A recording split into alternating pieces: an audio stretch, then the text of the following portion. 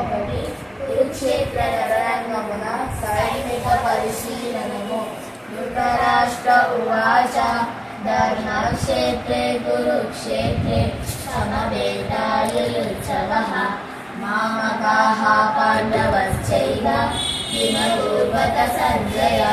సంజయ ఉవాచ దృష్ట్వా తు పాండవానీకం యూరం దుర్యోధనస్తదా ఆచార్యాముపసంగమ్య రాజా వచనమాబ్రవీత్. పశ్యైతాం పాండుపుత్రాణం ఆచార్య మహతీం శము యూయం నృపరపుత్రేణ తవ శిష్యేన ధీమతా. అత్ర శూరా మహేశ్వాస భీమార్జున సమాయుధి వీర్యానో విరాటశ్చ నృపదశ్చ మహారథాః. పుష్పకేతుశ్చేకితానః కాశీరాజశ్చ వీర్యవాన్ గురుజిత్ కుంతిభోజశ్చ శైవ్యశ్చ నరపుంగవః. యుధామన్యుశ్చ విక్రాంత ఉత్తమౌజాశ్చ వీర్యవాన్ సౌభద్రో ద్రౌపదేయా చ సర్వ ఏవ మహారథాః. అస్మాకం తు విశిష్టాయే తాని బోధాద్విజోత్తమా నాయకా మమ సైన్యస్య సైన్యార్థం తాన్ బ్రవీమితే.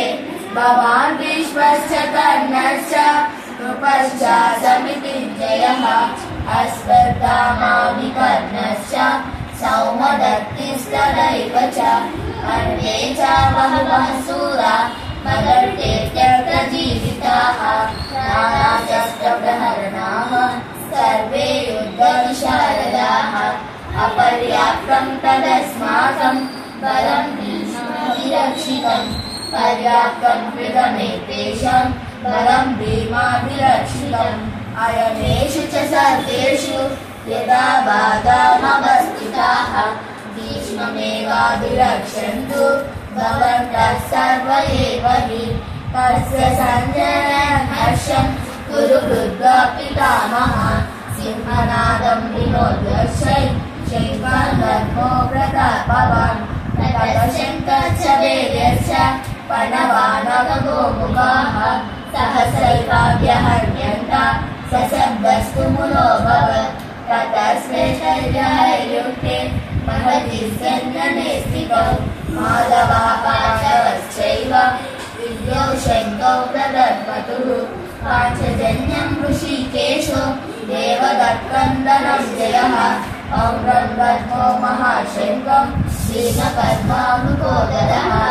అనంత విజయం రాజా కుంతీపుత్రో యుధిష్ఠిరः నకులः సహదేవశ్చ సుఘోషా మణిపుష్పకౌ కాశ్యశ్చ పరమేశ్వాసः శిఖండీ చ మహారథాః. పృష్టద్యుమ్నో విరాటశ్చ సాత్యకీ చ పరాజితः ద్రుపదో ద్రౌపదేయా చ సర్వశరపుర్ణదీపతే. సౌభద్రశ్చ మహాబాహుః శంఖాన్ దద్మో పృథక్పృథక్ సఘోషో ధార్తరాష్ట్రాణాం హృదయాని వ్యదారయత్. నవశ్చ పృథగీం చైవ తుములోऽవ్యానునాదయన్. అకలేవస్థితాం దృష్ట్వా ధార్తరాష్ట్రः కపిధ్వజः ప్రవృత్తే శస్త్రసంపాతే ధనురుద్యమ్య పాండవः.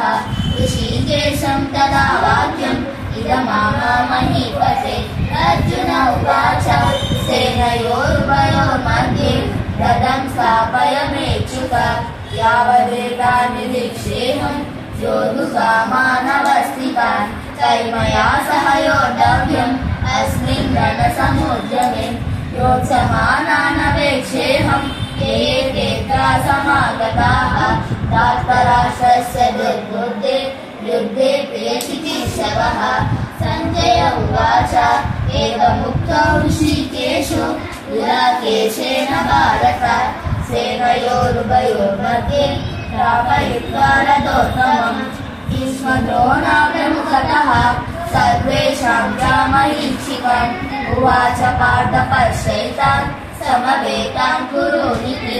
తత్ర పశ్య స్థితాన్ పార్థః పితॄనద పితామహాన్ ఆచార్యాన్ మాతులాన్ మాతృన్ పుత్రాన్ పౌత్రాన్ సతీం సదా స్వసురాన్ గురురశ్చైవ तयोरुभयोरपि तान् प्रतीक्ष्य स कौन्तेयः सर्वान् बन्धूनवस्थितान् कृपया परया विष्णु ऋषिदन्नीदमब्रवीत् अर्जुन उवाच दुष्टेमं स्वजनं कृष्णं युयुत्सं समुपस्थितः सीदन्ति मम गात्राणि मुखं च परिशुष्यति लेपदुश्च शरीरे मे रोमहर्षश्च जायते गाण्डीवं संसते हस्तात् वक्षैव परिदह्यते रजस्निग्धोऽन्यवस्थातुं भ्रमति वचने मनः निमित्तानि च पश्यामि विपरीतानि केशव रजसेयोनुपश्यामि हत्वा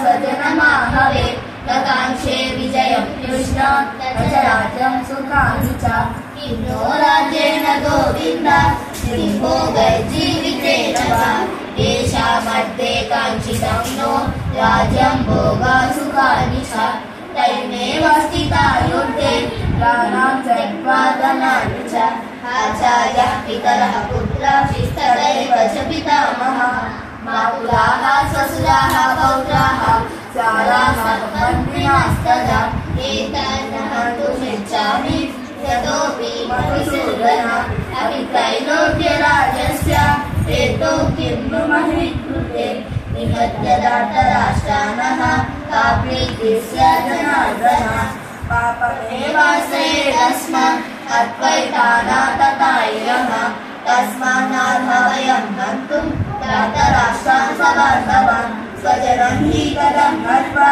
सुखिनः स्याम माधव यद्यपेतेन पश्यन्ति लोभोपहत चेतसः कुलक्षयकृतं दोषं मित्रद्रोहे च पातकम् कथं न ज्ञेयमस्माभिः पापादस्मान् निवर्तितुं कुलक्षयकृतं दोषं प्रदर्श्यद्भिर्जनार्दन कुलक्षये प्रणश्यन्ति कुलधर्मा सनातनः धर्मे नष्टे कुलं कृष्णम् अधर्मो हि भवच्युत अधर्माणि भवात् कृष्णं न दुष्यन्ति कुलस्त्रियः स्त्रीषु दुष्टासु वाश्रेयं जायते वर्णसंकरः सर्करो नरकायैव कुलज्ञानं कुलस्य च सर्वेषां दुष्टपिण्डोदकर्तुयः दोषैरेतैकुलज्ञानं वर्णसंकरकारकैः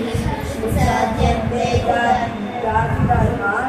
कुलधर्माश्च शाश्वताः उत्सन्नकुलधर्माणां मनुष्याणां जनार्दन नरके नियतं वासो भवतीत्यानुसुष्टुमाम् अहो कथमनः पापं कर्तुं व्यवसिता वयं यद्राज्यसुखलोभेन कर्तुं स्वजनमोद्यताः यदि मामप्रतीकारम् अशस्त्रं शस्त्रपाणयः धार्तराष्ट्रारणे हन्तु तन्मे क्षेमतरं भवेत् संज्ञेय उवाच एवमुक्त्वा संज्ञे यदोपस्थावुपाविशत् सृज्यससरं शापं शोकसंकीर्णमानसः भगवद्गीतासु उपनिषत्सु ब्रह्मविद्यायां योगशास्त्रे कृष्णार्जुन संवादे अर्जुन विषादयोगो नाम